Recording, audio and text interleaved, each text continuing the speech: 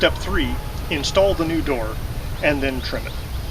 Alright, we have this opening completely cleaned up. I cut just a little bit of linoleum so that this door can fit fully flush against the back, and scraped all the stuff off this guy. So at this point, it's time for me to get a couple of helpers to help lift this thing in. We're going to dry fit it once. If we're happy with how it goes in, we'll put a whole bunch of silicone caulking down on that concrete sill there to seal in the sill, and then we will set it in place and hook it up. Now at this point I need to remove this plate and kind of locking plastic bolt that keeps the door in place. In the deadbolt hole there's a plastic plug that goes through into the frame, and this thing was screwed in to hold that in place. Now I've unscrewed it, but it's still mostly holding in place, and I believe that I'll be able to pull this guy out with just a screwdriver. So I am going to use that to keep this door from swinging around, and maybe also put a little bit of masking tape around here just in case, because I can rip the masking tape off and pull it out. So we'll try to keep this door from flopping around in the frame while we install it.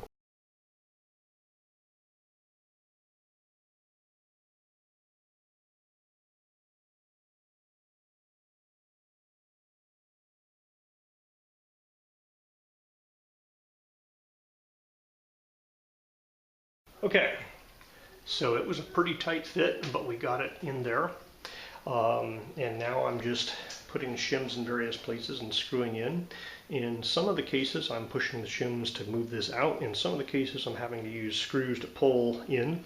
And the goal is basically to make sure that these two sides are plumb and level, and that the gap going all the way around the door is about the same. So you can see here, the gap on this side is all about the same, and then the gap on this side is much closer because there's the hinges on that side, but you can see it's even all the way around. And then top left and right is pretty close. I still have to put the screws through the hinge that pulls the hinge up to that pressure treated lumber there in the frame. And when I do that, I think this guy will get just slightly higher, and it'll keep it from falling down over time.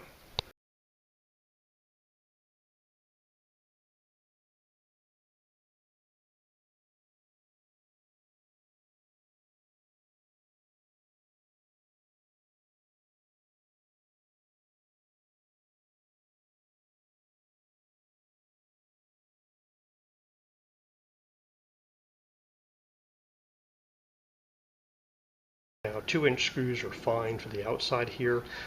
Here where it's narrower, I had to go back to the hardware store and get 1.5-inch screws. Alright, so here's an example place where I've decided I like this gap. That's the right amount of gap.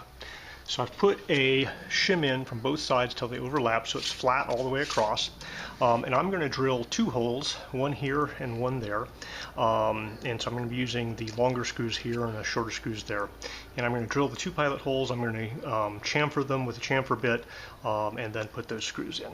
Now the first couple screws I put in, I used a larger pilot hole, large enough so that the screws would go easily in, and they basically would not hold to the composite wood, they just hold back here. And so then I could use the screw to move the wood here in and out. Now that I have the gaps where I want them, I'm going to be using just a slightly smaller pilot hole. Basically it'll go through both pieces of wood. I'm not really going too far into this guy, but mainly the composite wood and this composite shim. And then the screw will go in.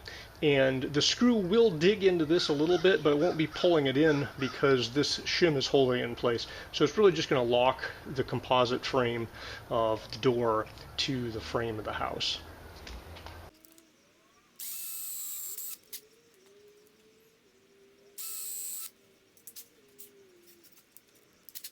And this is the chamfering bit just to make the screw head go inside.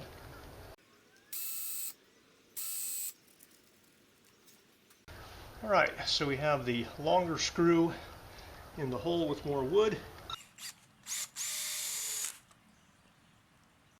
and the shorter screw over here. Now I have my clutch set in so I don't drive them too hard. Now when I first set up the door, I had 2 screws in the middle, and this one's pulling in a little bit, but now that I have everything latched in place, it's not necessary to pull in right here. And I'm going to put a shim behind there and then put this back in place with a shim behind it.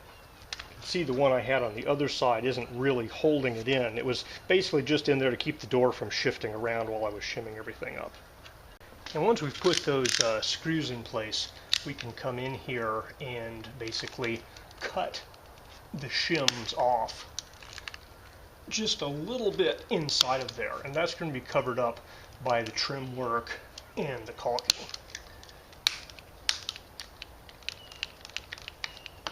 And if you have a bigger gap, you can reuse part of this shim. Alright, now we're going to silicone caulk around the sill.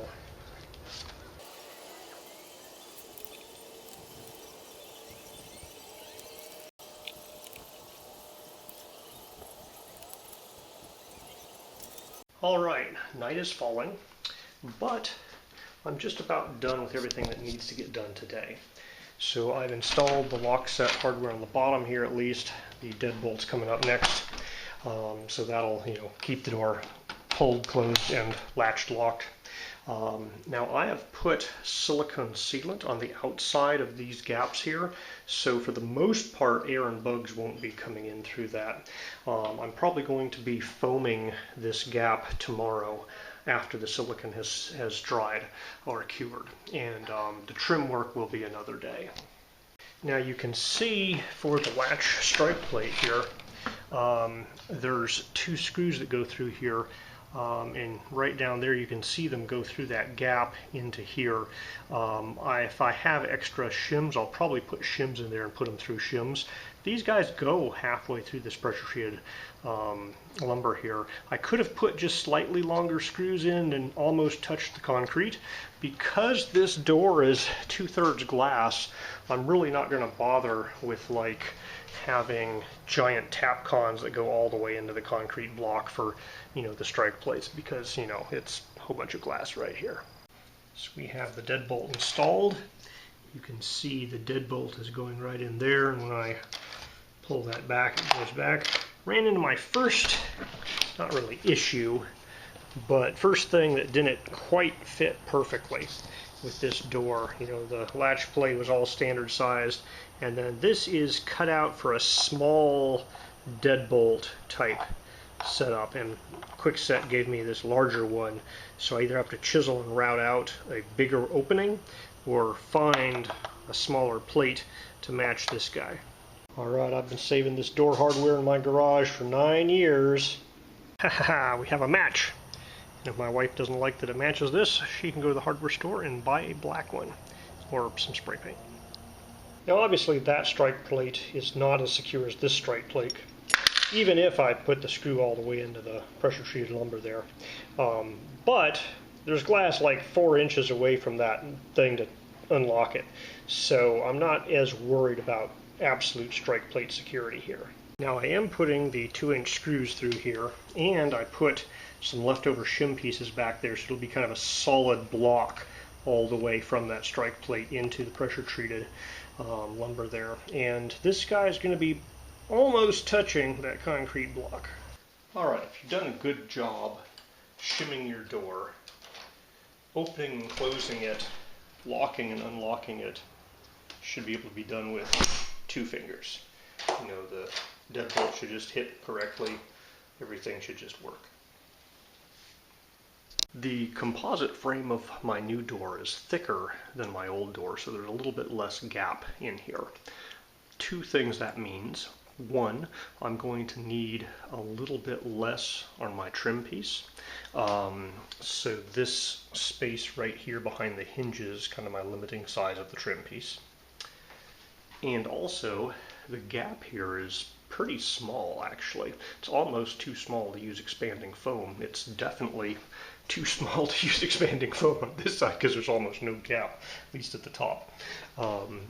So I need to be able to get the nozzle of my expanding foam sprayer in that gap to put foam at the far side. There's silicone sealant. The light's coming through the silicone sealant there, but the silicone sealant will keep it from going to the outside mostly. This is going to be a little tricky. There's certain places I can get this in and just put foam close to the silicone, which is what I want to do. A lot of places up here, I can't get it inside.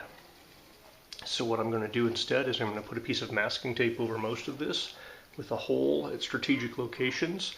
I'll put it up to the hole and spray it, and the masking tape will keep it from coming out this way. It'll mostly expand into the cavity that way. It may not reach all the way to the silicone, but there's nothing I can do about that. Alright, I've prepped this by putting masking tape over lots of areas. I'm not even going to try to foam anything above this point here, it's just too thin. And I've put little nail holes every so often where I'm going to stick this in and spray foam in and kind of hope it connects between the different holes. I don't know for sure it will. And I'm hoping this tape is going to keep the foam inside and going out through the gap out that way. And then up here, there's a gap big enough I can put the straw in. So I'm going to put the straw to the far side, fill in the straw on the far side, and then I'm going to pull the tape down over it. And I have a couple of little holes up here to fill in as well. The preparation is I got my rubber gloves, a whole bunch of cleanup paper towels, place to throw them. Tacky foam is cleaned up by acetone, so I have acetone on hand, and I imagine something's going to drop out down here, so I put those down.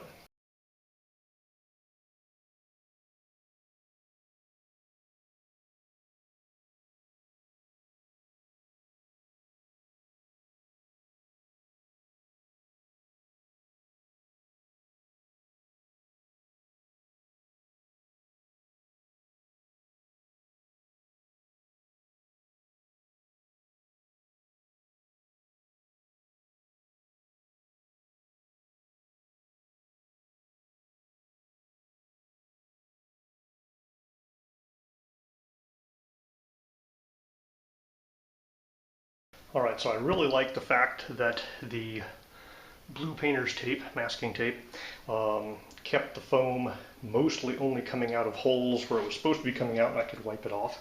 Now there is a fine line between how long I want to leave this tape up to prevent the foam from coming out versus how long I want to leave it up to not get the foam completely stuck to the back of it and just have tape stuck to this entire groove.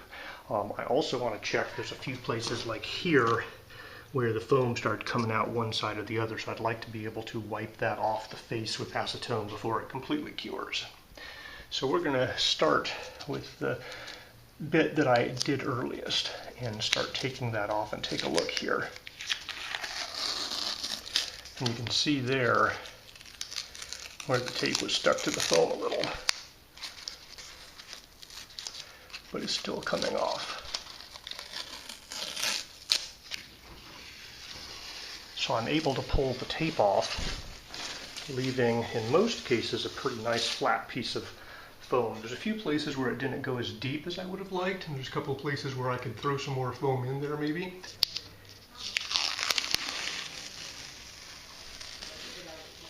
So here you can see where I didn't have the tape stuck hard enough to both sides. Almost all of that's going to be under trim, so it's not the end of the world. But there's a few places where I want to make sure I hit it with acetone if I can. Alright, I've sealed off the foam. I'm basically done applying foam. I have a few places where I patched in foam later that I need to wipe up as it expands out. A little gap here and there. I'm going to come back with some caulking and fill in a few areas to prevent airflow. But for the most part, it's pretty much sealed in. I do want to emphasize I am using door and window foam here, the minimally expanding, so it doesn't mess up my frame of my door. So I used a lot of acetone on the composite frame to wipe that up. I'm not really worried about the stuff on the pressure treated lumber because I'm going to be covering that with trim pieces. So worst case scenario, I'll have to run a razor knife or a scraper down there to make it flat with the rest of the pressure treated lumber. So looking from the outside, you can actually see the foam has come up to the back of the silicone in a few places. Here I had a little gap in my silicone. There's another gap in my silicone I need to hit with acetone. Alright, $90 at the hardware store later. I have some trim to replace the outside and inside trim. I'm using pre-primed wood for the inside. The outside I'm using PVC because it's very exposed to the elements. And I'm going to use this Fuse It Max construction adhesive to stick that thing up permanently. So if you have a miter saw, it makes cutting and installing trim easier. If you don't want to buy one, you can always buy a miter box and do it by hand a little bit cheaper. So I'm going to be doing quarter round immediately around the frame here to that pressure treated lumber. And then on these outer bits here, I'm going to be doing kind of a cove molding around it inner corner.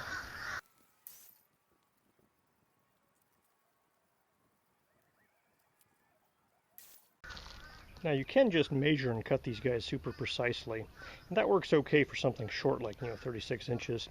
With the 80 some inches of this guy, I prefer to measure it a quarter inch, half inch longer because it flexes while you're measuring, and sometimes your tape will be a little bit shorter than it is. So I prefer to cut it a little bit longer than just go back and recut if I need to. The trick I do is I cut that a quarter inch too long, and then when I'm trimming it I can set the miter saw to straight, trim straight off the bottom, and I find it's easier to trim very precise measurements off the bottom 90 degrees straight than the 45. This guy here is nice because the top and the bottom are both straight, so no funky 45-degree cuts or anything, just have to get the length right. So save all these little pieces of scrap when it comes time to set the pressure on your pin nailer to nail these into the wall. You can use them to test and get the nail head going just slightly under the surface but not blowing through it.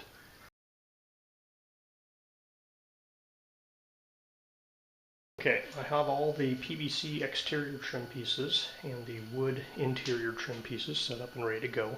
Alright, before I put the interior trim on, I'm going to put a little bead of silicone in a few places.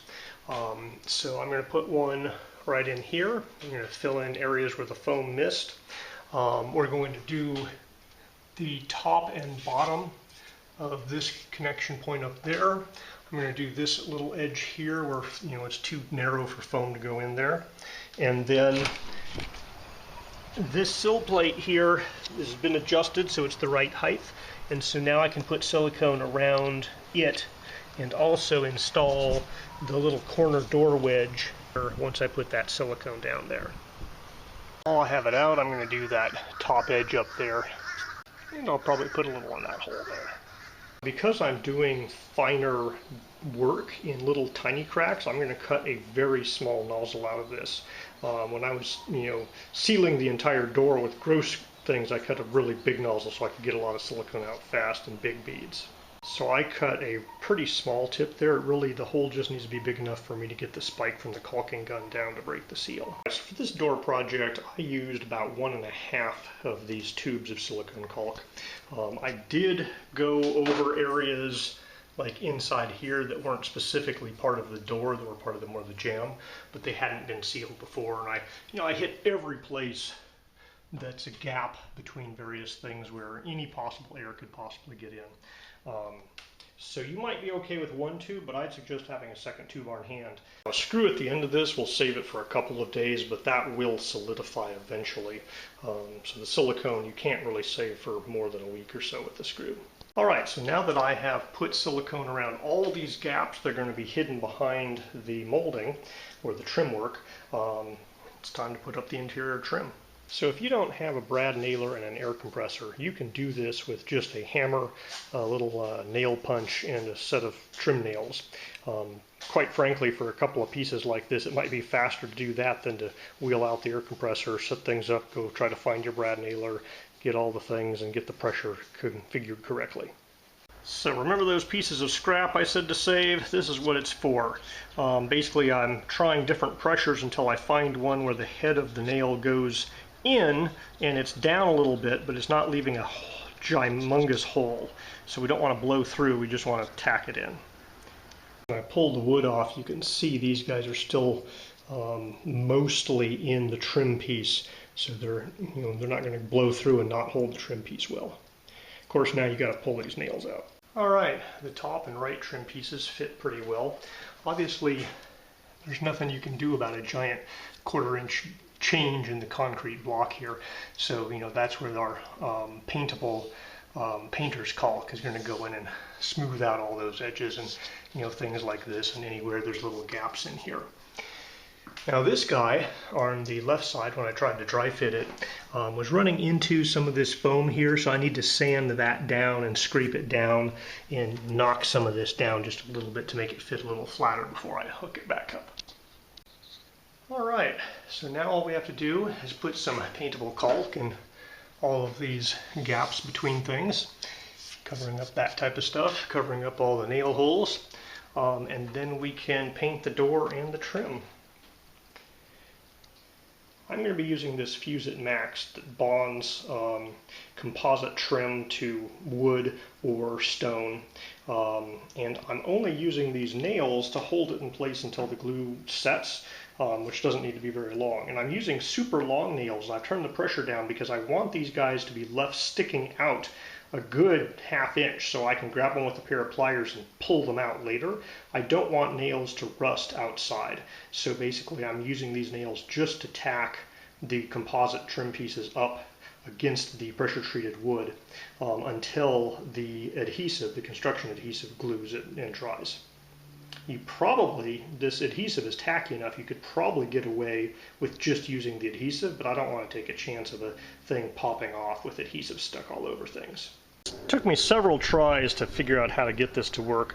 My brad nailer has kind of a minimum pressure at which it won't work under, so that's kind of, I had it set to the minimum pressure. I actually have to, instead of pushing all the way in, I need to just push part way in and then go like that so that this thing will stay out so I can pull it out later. The 1/4 round is slightly thicker than this, at least through there, and so it works pretty well with the 1/4 round as well. This PVC trim is softer than wood in my opinion. And while I have the super expensive Fuse It Max open, I'm going to make sure this patio tile never pops off again. Alright, the interior is ready for caulking. You could put paintable caulk around these guys while the construction adhesive is gluing and drying. I live here, so I can come out and do it in a couple of days. So what I'm going to do is I'm going to let these guys dry in place for a day or two and then pull all the nails out, and then I'm going to put the caulking in, and that way I can put caulking in the nail holes when, you know, after I've pulled them out. I'm also going to, you know, hit these screw holes on the sides of the thing. So the construction adhesive is pretty tacky. You could stick that thing up and it would hold it up there while it dried, but it wouldn't hold it as far in as having those pin nails in there do. So I'm using the nails to kind of really hold it in place right where I want it while it's curing the construction adhesive. It's been 24 hours. Now I just have to support either side of the trim piece while I use a pair of pliers to pull out each of these nails. Alright, so most of these nails came out pretty easily with just a little pair of pliers. I had to get the channel locks out for a couple of them to really yank on them or leverage them out. I had one nail that I broke the tip off and I can't get out, so I'm going to have to get a nail punch and punch it in, cover it with caulking, and yeah, just hope it doesn't rust. It is up high and under the overhang, so it's pretty safe. So if you don't have an air nailer, a hammer and a nail punch lets you put in trim nails just below the surface. It's also useful to have even if you do have an air nailer, in case it doesn't put something right below the surface. You can tap it in to make a little dent to fill up with painter's caulk. Alright, I used the hammer and nail punch to set that guy just below the surface.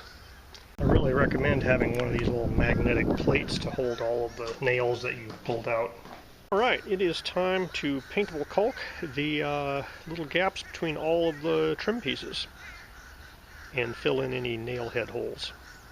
A bucket of water and a sponge is a nice thing to use to smooth this out and clean it up after you're done putting it on. But the better job you do laying down the bead, the less cleanup there'll be. Again, I'm cutting a pretty small hole here.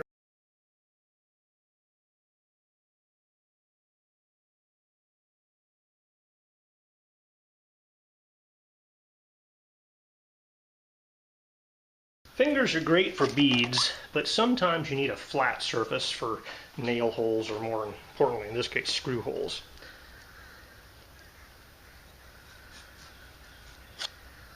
Get something like that. I like to start with a fresh one for every hole.